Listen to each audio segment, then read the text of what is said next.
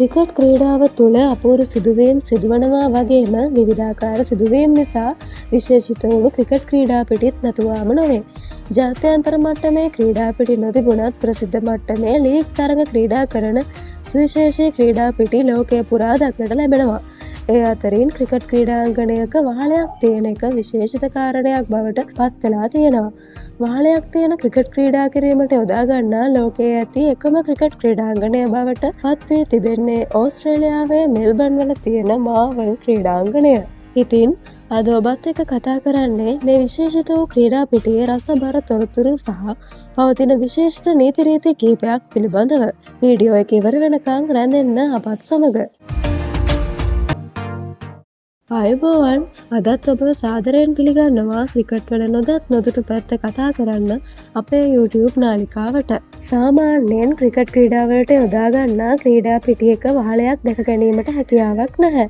එයට ප්‍රධානම හේතුව වන්නේ ක්‍රීඩකයෙක් එල්ල කරන පන්දු වාලයේ වැදීම, තාක්ෂණික දෝෂයන් නැතිවීම සහ නඩත්තු කිරීමේ අපහසුතා යන කාරණා නිසා.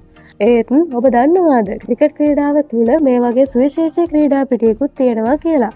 ක්‍රිකට් ක්‍රීඩාවට ඇලුම් කරන ක්‍රිකට් ලෝලීන්ට නම් අනිවාර්යෙන්ම මේක කියද්දිම මතකයට එනවා ඒ තමයි ඕස්ට්‍රේලියාවේ මාවල් ක්‍රීඩාංගණය කියලා.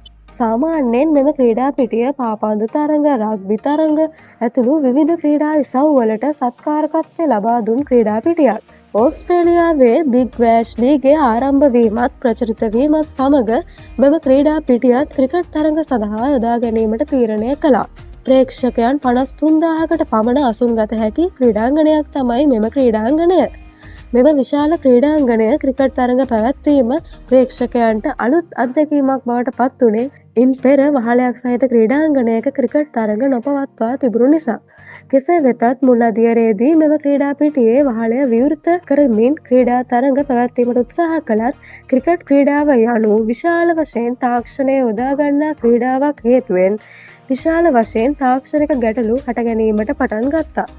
එම නිසාවෙන් අනිවාර්යෙන් ක්‍රිකට් තරඟ පවත්වන විට එහි වහලය වසා ක්‍රීඩා කළ යුතු වුණා. ජාත්‍යන්තර තරඟ ක්‍රීඩා නොකළත් මෙම ක්‍රීඩා පිටිය තුළ බිග් බෑෂ් ලීගයේ විශාල තරඟ සංඛ්‍යාවක් පවත්වා තිබෙනවා. එයට ප්‍රධාන හේතුව එම ලීගයේ ක්‍රීඩා කරන මෙල්බර්න් කණ්ඩායමේ නිල ක්‍රීඩා පිටිය මෙය බවට පත්වීමයි.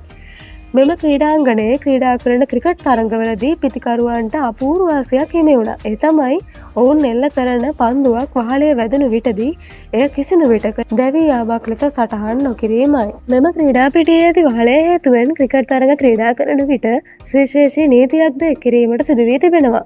එය රූෆ් රූල්, එසේත් නැත්නම් වහලේ නීතිය නමින් හඳුන්වනවා. මෙම නීතිය මේ වන විටත් සංශෝධනය වී ඇති අතර පළමුව වහලය විවෘතව ඇති විට වහලේ වදින පන්දුවකට 6 පහරකුත්, වහල වසා ඇති විට එහි වදින ඕනෑම පන්දුවක් අජීවී පන්දුවක් බවටද පත් වුණා. කෙසේ වුණත් පසුව එය සංශෝධනය වුණේ වහලේ වදින සෑම පන්දුවකටම ලකුණු 6ක් පිතිකරුවන්ට ප්‍රදානය කරමින්. 2023 වසරේදී එය අවසන් වරට සංශෝධනය කරන්නට තීරණය කළ අතර එහිදී වහලේ වදින පන්දුවකට ලකුණු 6ක් හෝ එය අජීවී පන්දුවක් බවට පත් කිරීමේ අයිතිය පිටියේ සිටින විනිසුරු කරුවන්ට හිමි වුණා. ඉතින් මෙම අපූරු ක්‍රීඩා පිටිය පිළිබඳව ඔබට මොකද හිතෙන්නේ?